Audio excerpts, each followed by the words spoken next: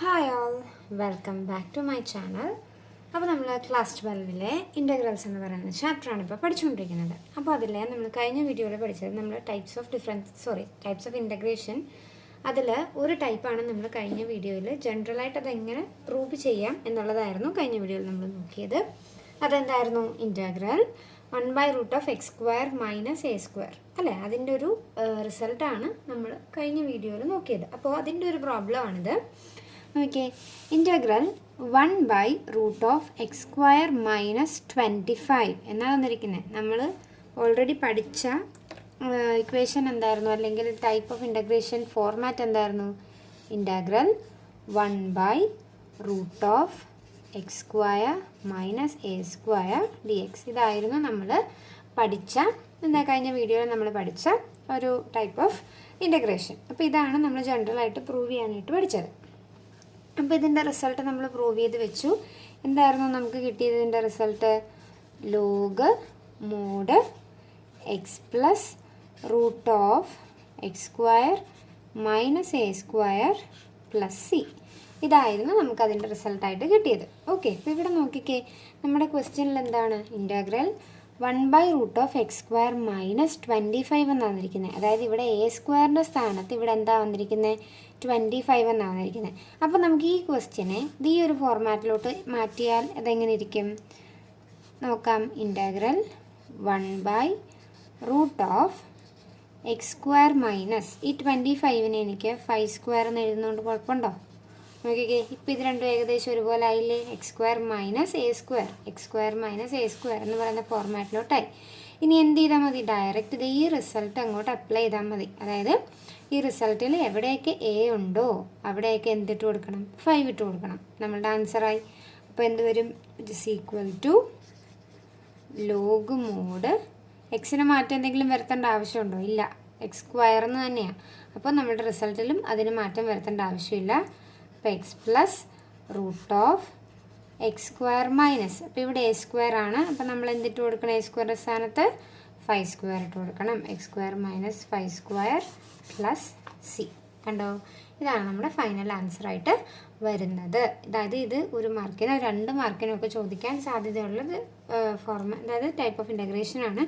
നിങ്ങൾക്ക് ഇങ്ങനെയും ചോദിക്കാം കേട്ടോ. അതായത് ഡയറക്റ്റ് ഇപ്പോൾ a² സ്ഥാനത്ത് ഒരു സ്ക്വയർ നമ്പർ തന്നിട്ട് ക്വസ്റ്റ്യൻ ചോദിക്കാം. അപ്പം നിങ്ങൾക്ക് ഡയറക്റ്റ് റിസൾട്ടിലോട്ട് അപ്ലൈ ചെയ്താൽ മതി.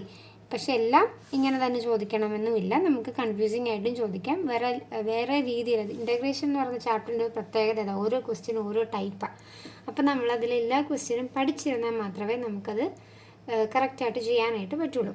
ഓക്കെ, അപ്പം ഈ ഒരു ടൈപ്പ് ഇങ്ങനെ ചോദിക്കുവാണെങ്കിൽ, അതായത് a² സ്ഥാനത്ത് നമുക്കൊരു സ്ക്വയർ നമ്പർ തന്നിട്ടാണ് നമ്മുടെ ക്വസ്റ്റ്യൻ വരുന്നതെങ്കിൽ ഈ ഫോർമാറ്റിൽ ചെയ്താൽ മതി. ഓക്കെ, ഈ ക്വസ്റ്റ്യൻ എല്ലാവർക്കും മനസ്സിലായല്ലോ. അപ്പോൾ നമുക്ക് അടുത്തൊരു ക്വസ്റ്റ്യൻ നോക്കാം. ഓക്കെ, അപ്പോൾ നമ്മുടെ അടുത്തൊരു ക്വസ്റ്റ്യൻ ആണിത്. ഇത് നോക്കിക്കാൻ നമ്മൾ തൊട്ട് മുന്നേ ചെയ്ത പ്രോബ്ലവുമായിട്ട് എൻറ്റയർലി ഡിഫറെൻ്റ് ആയിട്ടുള്ളൊരു ഫോർമാറ്റിലാണ് ഇത് തന്നിരിക്കുന്നത്. നേരത്തെ നമ്മൾ ചെയ്ത പ്രോബ്ലം എന്തായിരുന്നു? ഡയറക്റ്റായിട്ട് നമ്മൾ പഠിച്ച അതേ ടൈപ്പിൽ തന്നെയായിരുന്നു ആ ക്വസ്റ്റ്യൻ അവിടെ വന്നിട്ടുള്ളത്. പക്ഷേ ഇതങ്ങനെയാണോ? അല്ല. പക്ഷേ അതേ റിസൾട്ട് ഉപയോഗിക്കുന്ന ക്വസ്റ്റ്യൻ തന്നെയാണ് ഇതും. പക്ഷേ നമുക്ക് ഡയറക്റ്റായിട്ടല്ല ഇവിടെ ചോദിച്ചിരിക്കുന്നത്. ഇത്തിരി കൺഫ്യൂസിങ് ആയിട്ടാണ്. ഇപ്പോൾ പെട്ടെന്ന് ഇത് കണ്ട എന്ത് ചെയ്യണമെന്ന് നമ്മൾ വണ്ടടിച്ചിരുന്നു പോകും അല്ലേ? നമ്മുടെ ഫോർമാറ്റ് എന്തായിരുന്നു? ഇൻ്റഗ്രൽ 1/√(x² - a² എന്നായിരുന്നു ഫോർമാറ്റ്. ഡിനോമിനേറ്റർ ഓക്കെ നമുക്ക് കറക്റ്റായിട്ട് വന്നിട്ടുണ്ട്. 1 എന്ന് 1² എന്നോ നമുക്ക് എഴുതാം. പക്ഷേ ന്യൂമറേറ്റർ നോക്കിക്കേ, 1 മാത്രമായിട്ടാണ് വന്നിരിക്കുന്നത്? അല്ല, x - 1 എന്നാണ് തന്നിരിക്കുന്നത്. അപ്പോൾ ഇങ്ങനെ ഒരു ക്വസ്റ്റ്യൻ വന്നാൽ അതെങ്ങനെ ചെയ്യാമെന്നാണ് നമ്മളിപ്പോൾ നോക്കാൻ പോകുന്നത്. ഓക്കെ, അപ്പോൾ നമ്മുടെ ക്വസ്റ്റ്യൻ ഇതാണ്. Integral x - 1/√(x² - 1 dx. അപ്പോൾ ഇങ്ങനെ ഒരു ക്വസ്റ്റ്യൻ തന്നാൽ നമ്മുടെ ഈ ഇൻ്റഗ്രേഷൻ എന്ന് പറയുന്ന ചാപ്റ്ററിൽ ഞാൻ തൊട്ട് മുന്നേ പറഞ്ഞു, ഓരോ പ്രോബ്ലവും ഓരോ ടൈപ്പിലായിരിക്കും നമ്മൾ ചെയ്യുന്നത്. ഇപ്പം എന്താണ് നമ്മൾ type 11 നോക്കിയതുപോലെ integral 1/√(x² - a² dx എന്നുള്ളൊരു ഫോർമാറ്റിൻ്റെ ഒരു റിസൾട്ടാണ് നമ്മൾ പഠിച്ചതെങ്കിലും ഡയറക്റ്റായിട്ട് നമുക്ക് ചോദിക്കണമെന്ന് ഒരു നിർബന്ധമില്ല. ഓരോ ക്വസ്റ്റ്യനും ഇതുപോലെ വെറൈറ്റി ഫോർമാറ്റിലായിരിക്കും നമുക്ക് വരുന്നത്. അതിനെ നമ്മൾ എന്താക്കി മാറ്റണം? നമ്മൾ പഠിച്ചിട്ടുള്ള ആ ടൈപ്പിലോട്ട് നമ്മൾ മാറ്റണം. അത് നമ്മൾ ഓൾറെഡി പഠിച്ചതാണ്. സബ്സ്റ്റിറ്റ്യൂഷൻ മെത്തേഡ് വഴിയോ അങ്ങനെ നമ്മൾ കുറേ മെത്തേഡുകൾ നമ്മൾ പഠിച്ചു. ആ മെത്തേഡുകളൊക്കെ ഉപയോഗിച്ച് നമ്മൾ ആ ടൈപ്പിലോട്ട് മാറ്റി എടുക്കുക എന്നുള്ളതാണ് നമ്മുടെ ടാസ്ക് എന്ന് പറയുന്നത്. ഓക്കെ, അപ്പോൾ നമുക്ക് ഈ പ്രോബ്ലം എങ്ങനെയാണ് ചെയ്യുന്നതെന്ന് നോക്കാം.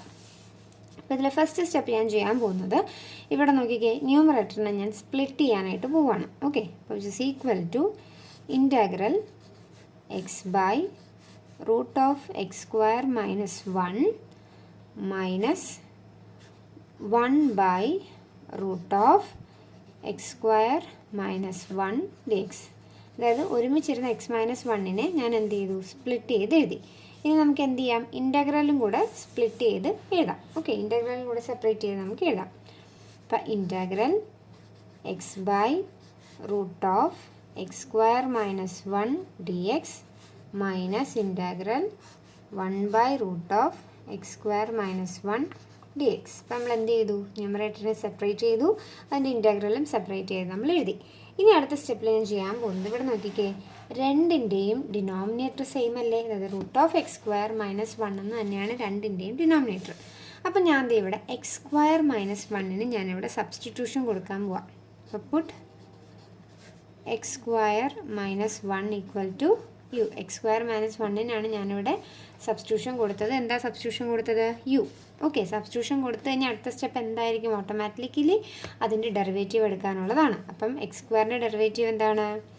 2x dx മൈനസ് 1ൻ്റെ ഡെറിവേറ്റീവ് 0 ആണ്, നമ്മൾ എഴുതേണ്ട ആവശ്യമില്ല. ഈക്വൽ ടു യുവിൻ്റെ ഡെറിവേറ്റീവ് എന്താ?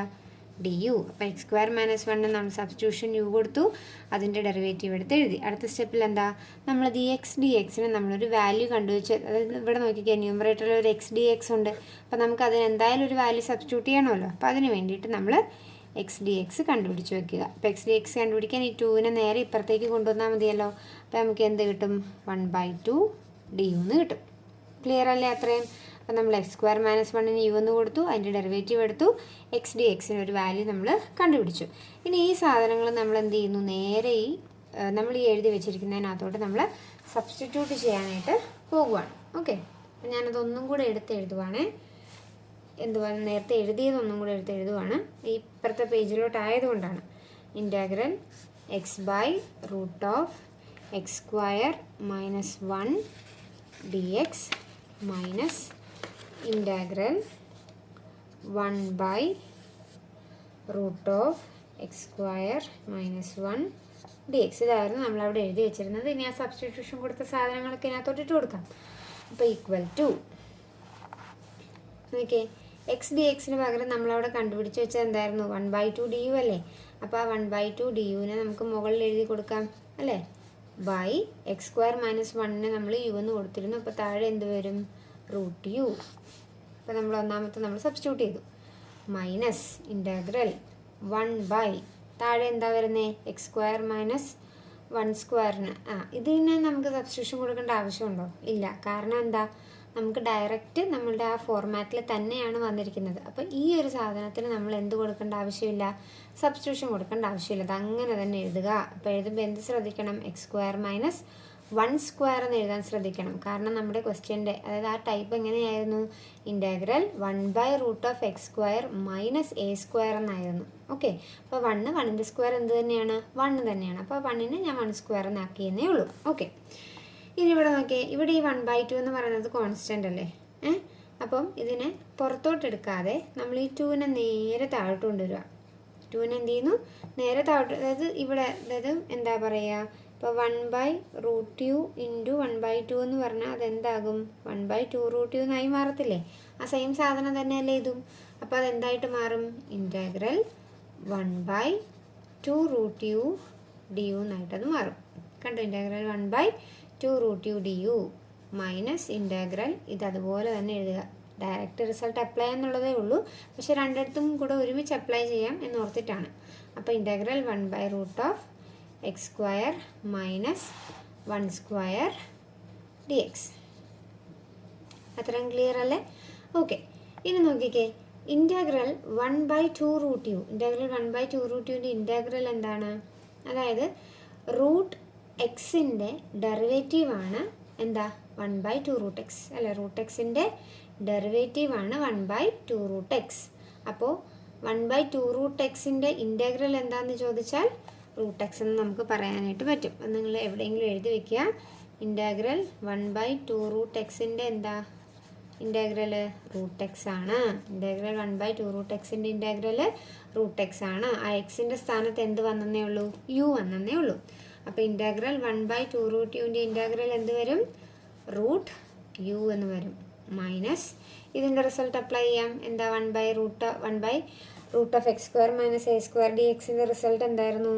log mod x plus √x² - 1² plus c അല്ലേ. a² സ്ഥാനത്ത് എന്ത് വന്നേ ഉള്ളൂ? 1² വന്നേ ഉള്ളൂ. ഇനി ഇവിടെ നോക്കിക്കേ, ലാസ്റ്റ് ആൻഡ് ഫൈനൽ സ്റ്റെപ്പ്. യുവിന് തിരിച്ച് ആദ്യം നമ്മൾ സബ്സ്റ്റിറ്റ്യൂഷൻ കൊടുത്തിരുന്നത് എന്തായിരുന്നു? x² - 1-നായിരുന്നു നമ്മൾ യു എന്ന് സബ്സ്റ്റിറ്റ്യൂഷൻ കൊടുത്തിരുന്നത്. അത് തിരിച്ച് നമ്മൾ ഇവിടേക്ക് റീപ്ലേസ് ചെയ്യുമ്പോൾ നമ്മളുടെ ഫൈനൽ ആൻസർ എന്തായിരിക്കും? √x² - 1 minus log mod x plus √x² - 1² plus c. ഇതായിരിക്കും നമ്മളുടെ ഫൈനൽ ആൻസർ ആയിട്ട് വരുന്നത്. കണ്ടോ? അപ്പോൾ നമ്മളുടെ ഈ ഒരു ടൈപ്പ് ഡയറക്റ്റായിട്ട് മാത്രമല്ല വേറെ രീതിയിലും നമുക്ക് ചോദിക്കാം. അപ്പോൾ ആ വേറെ ടൈപ്പിലാണ് നമ്മളോട് ചോദിക്കുന്നതെങ്കിൽ നമ്മൾ എന്ത് ചെയ്യണം? ഏതെങ്കിലും ഇപ്പം നമ്മളിവിടെ ഒരു സബ്സ്റ്റിറ്റ്യൂഷൻ മെത്തേഡ് ഇവിടെ ഉപയോഗിച്ചില്ലേ, അതുപോലെ മെത്തേഡുകൾ ഉപയോഗിച്ച് നമ്മൾ ആ ഫോർമാറ്റിലോട്ട് ഇതിനെ മാറ്റി കൊണ്ടുവരാനായിട്ടാണ് നോക്കേണ്ടത്. അപ്പോൾ ഈ ക്വസ്റ്റ്യൻ എല്ലാവർക്കും മനസ്സിലായെന്ന് വിശ്വസിക്കുന്നു. ഞാൻ ഈ പറയുന്നതിനോടൊപ്പം തന്നെ ഈ വീഡിയോടൊപ്പം തന്നെ നിങ്ങൾ ചെയ്ത് പഠിക്കുവാണെങ്കിൽ പെട്ടെന്ന് നിങ്ങൾക്കിത് പഠിച്ചെടുക്കാനായിട്ട് പറ്റും. ഓക്കെ, അപ്പോൾ നിങ്ങൾക്ക് ഈ വീഡിയോ ഇഷ്ടപ്പെട്ടെങ്കിൽ നിങ്ങളുടെ ഫ്രണ്ട്സിനൊക്കെ ഷെയർ ചെയ്യുക. എൻ്റെ വീഡിയോ ഒന്ന് ലൈക്ക് ചെയ്യുക. എൻ്റെ ചാനലൊന്ന് സബ്സ്ക്രൈബ് ചെയ്യുക. താങ്ക്